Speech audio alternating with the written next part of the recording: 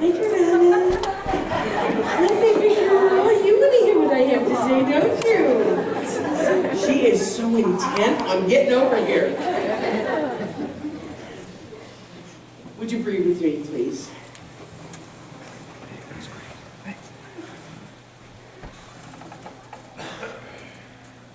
And again.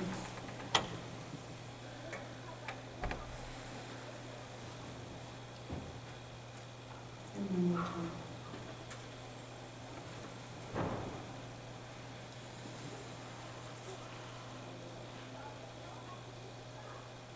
Thank you.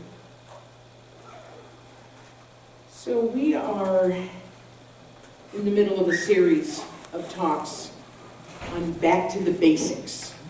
Really like to do this going over the first 4 chapters of our text called The Science of Mind. It's a good refresher for our veterans, and it's kind of a nice place to start for people who are new to us. And I like it because it puts us all on the same page. So when I talk about things, you know what I'm talking about. But don't worry if you haven't been here for the first 2 weeks, because I'm going to get you caught up here right now. So the first week, what we talked about is called the thing itself, which simply put is God. Our founder, Ernest Holmes, called it the thing itself to differentiate it from the God of our upbringing. Because basically, what he really wanted to get across is the thing itself is not a man. It's not a woman either, for that matter. The thing itself is the life force energy, that intelligence, that love, that essence that's back of everything, that breathes everything. Other cultures have different names for it as well. We've got, in India, it's called prana. In China, it's called qi. In Japan, it's called ki. The Native Americans referred to it as the Great Spirit. Christians referred to it as the breath of God that went into Adam. But whatever we call it, we're not talking about the man in the sky that looks like Charlton Heston playing Moses with the flowing white beard and the flowing white robe.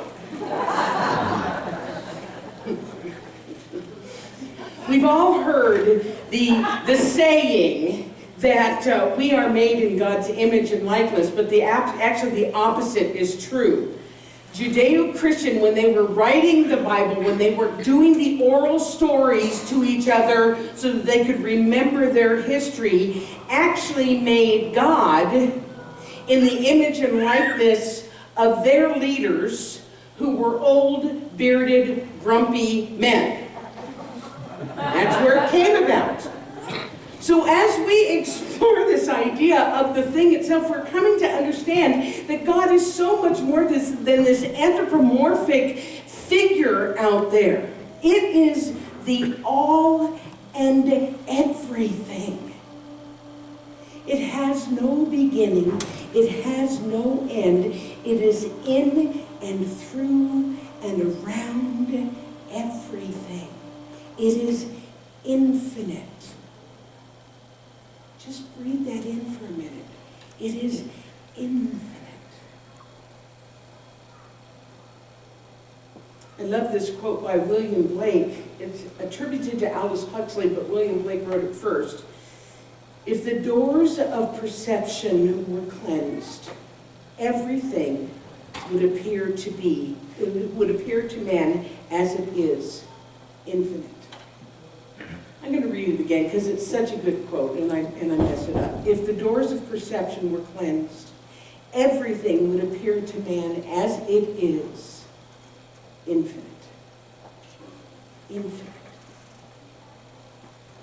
So last week, then, we covered the second part of it, kind of the nitty-gritty of the teaching by exploring the way it works. And the way it works is through the universal law of cause and effect. For every action, there's an equal and opposite reaction. And for humans living this life that we are living, that means that our thoughts and our beliefs are the cause, and our life experience is the effect.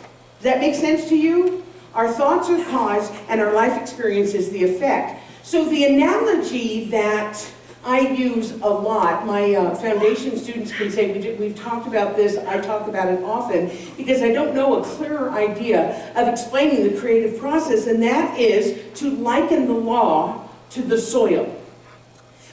Because when we plant a seed in the soil, how many gardeners do we have? How many gardeners? Yeah. Okay. When we plant a seed in the soil doesn't question.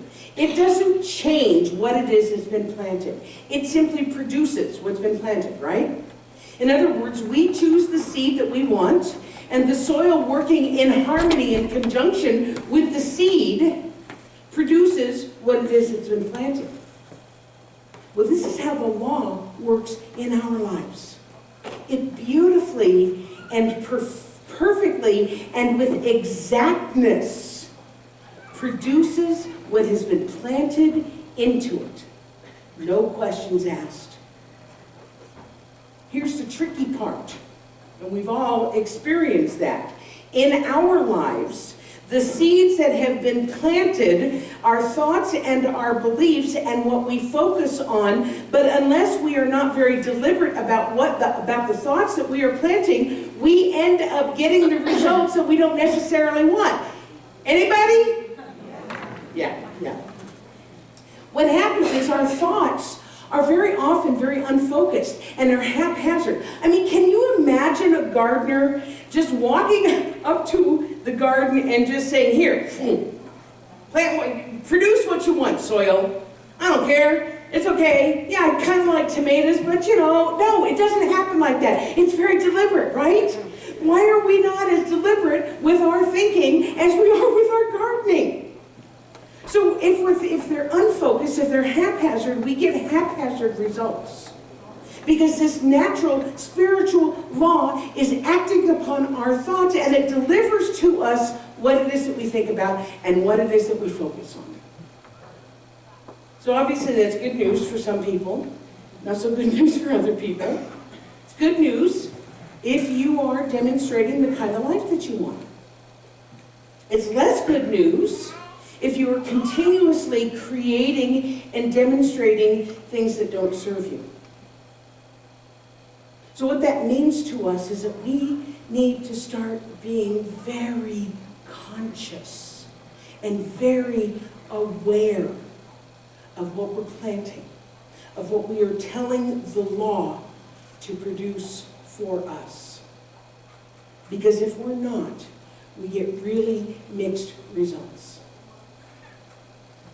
So I wasn't going to tell this story, but I feel like I kind of want to. This guy walks into a bar with an ostrich. And he sits down and he says, I'd like gin and soda, and the ostrich will have the same. And the bartender says, oh, okay, and he says, that'll be $5.60. The guy reaches in his pocket, exactly $5.60, and gives it to the bartender. They drink the drink and they leave. The next day, the guy comes in with the ostrich again, and he goes, today we'd like to have a Tom Collins, and the ostrich will have the same. And the bartender says, oh, okay, well, all right, and that'll be $10.85. The guy reaches in his pocket and gives him exactly $10.85. Finally, the bartender is really curious about this, and he goes, I notice that every time that you reach in your pocket, you have exactly the right change. And the guy says, yeah, you know what? I hadn't learned how to plant my seeds really well. He said, so I met a genie one day, and the genie gave me 2 wishes. And so the first wish was that I would always have exactly the amount of money that I needed for anything that I wanted to buy. And the bartender says, that's actually brilliant. I mean, most people would wish for $1 million, but you made this very specific, that you would always have exactly the amount of money that you need. He says, but what about the ostrich? And the guy says, yeah, I wasn't clear about that. I asked for a chick with long legs.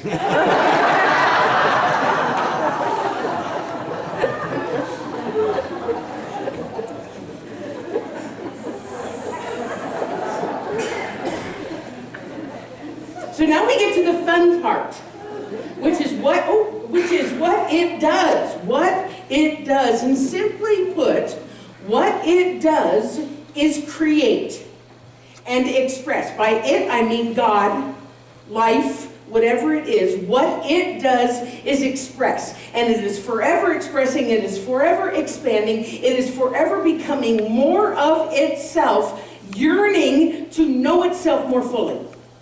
Simply put, and because God is all there is, when it creates out of itself because there is nothing else for it to create out of. Does that make sense?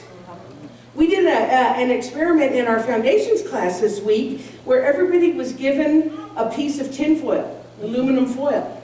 And the instruction was, create something.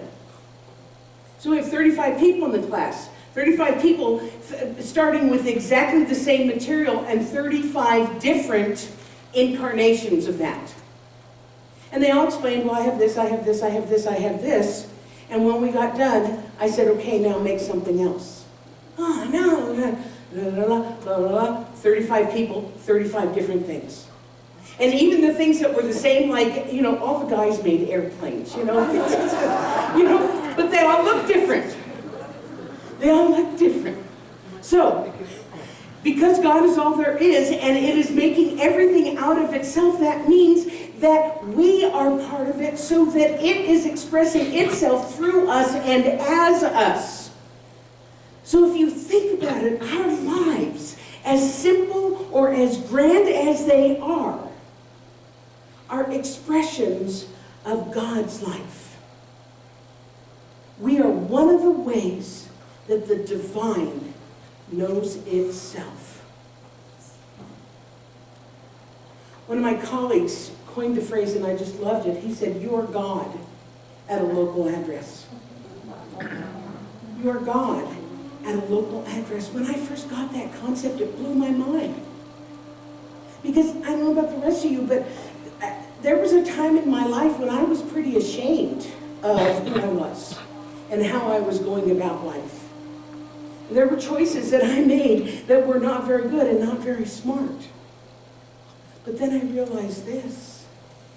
And when I recognized that who I was and the choices that I made in the past did not diminish the fact that my life was an expression of the one life. My life was an expression of God's life.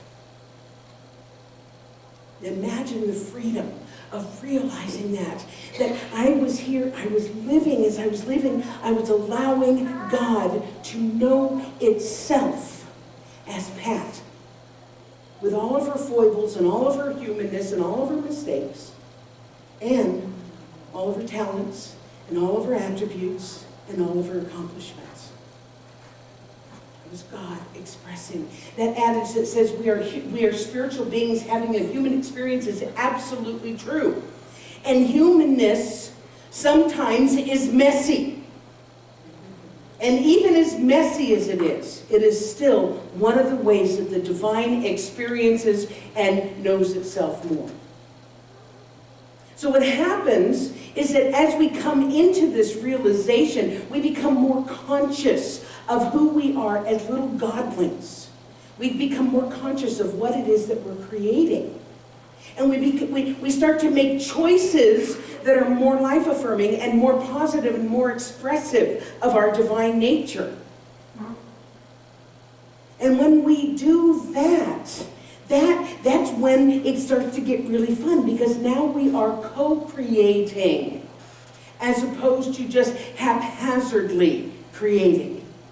Make sense?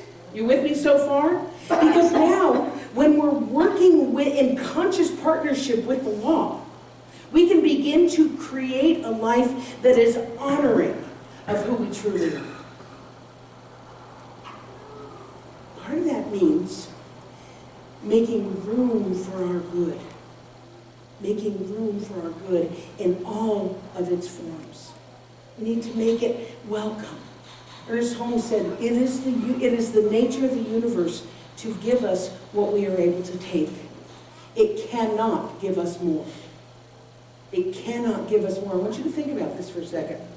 There is this huge, abundant, opulent, giving universe out there wanting to express but it cannot express where it doesn't have an outlet. It cannot deliver where there is no address.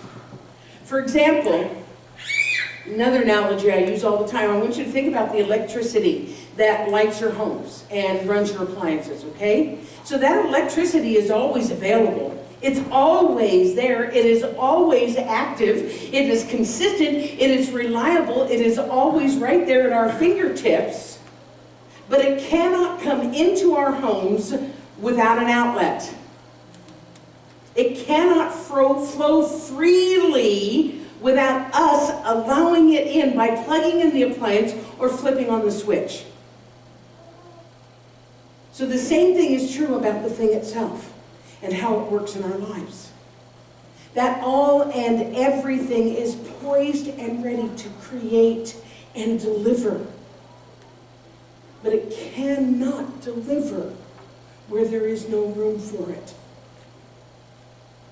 where there is not a space. So it is our responsibility, our opportunity to allow more God to come through, to enlarge our consciousness, that awareness of truth, to expand our acceptance. Everybody go like this. Just get the feeling of that expansion. Expanding our acceptance, to increase our receptivity, and to do it on purpose. And to do it on purpose. Ernest Holmes said this: trained thought is far more powerful than untrained thought. The more power one gives his thought, the more completely he believes that his thoughts have power, the more power it will have. In other words, a mind expanded on purpose is going to yield far more positive results than one that's just casually going through life. Because like it or not, life is going to express through you. It just is. This is what it does. We can't stop being an outlet.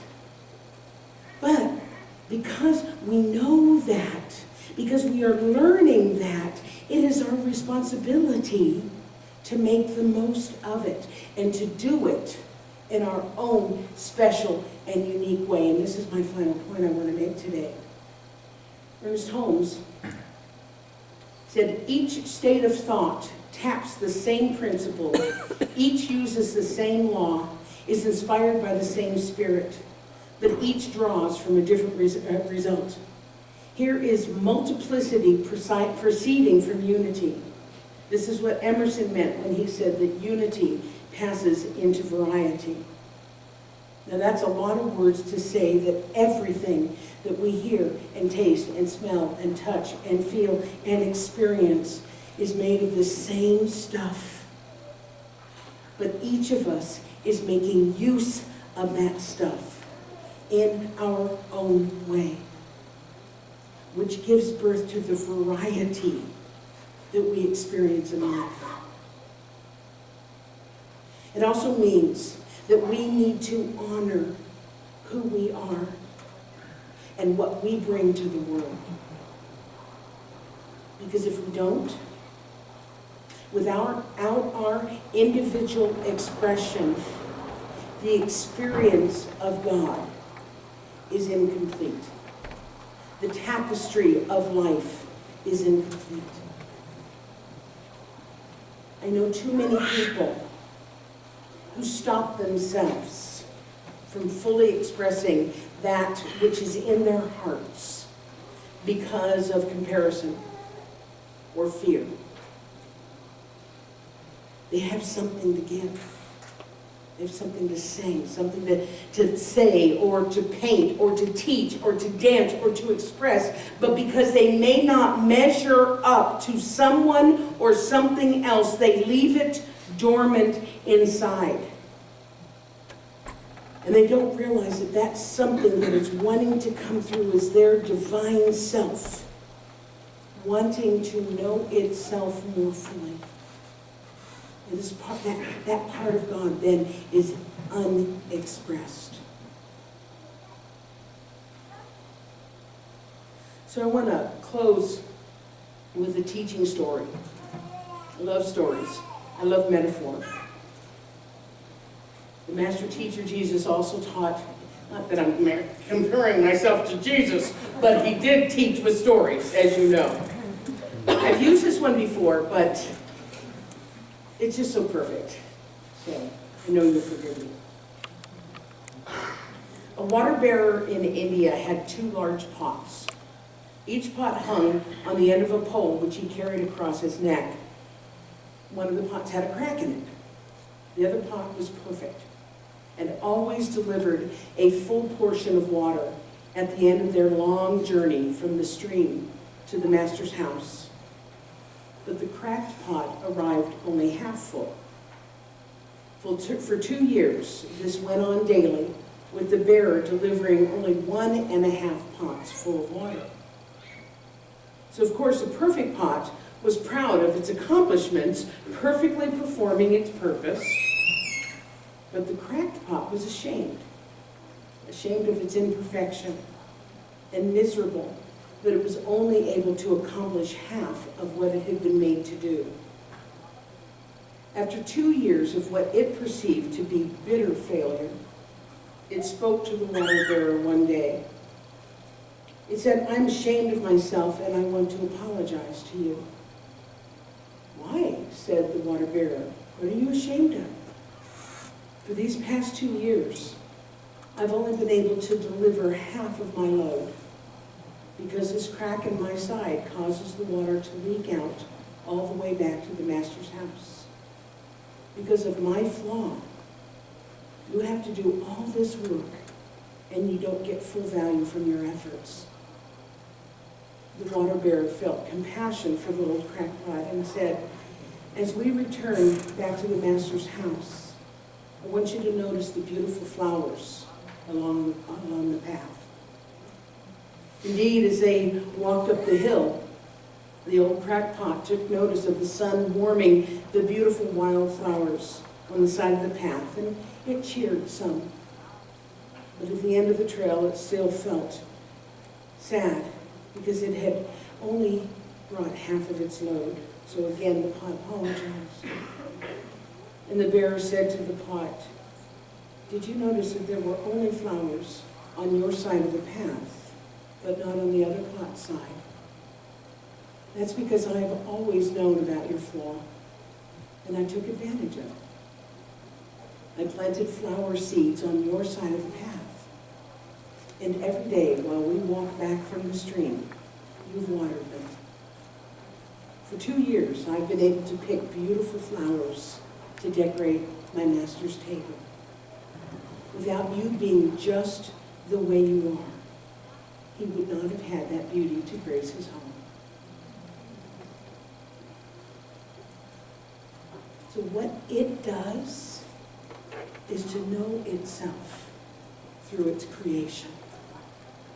Each of its creations, including us, including exactly how we are and exactly how we're becoming. So next week, it gets really fun because we're going to talk about how to use it.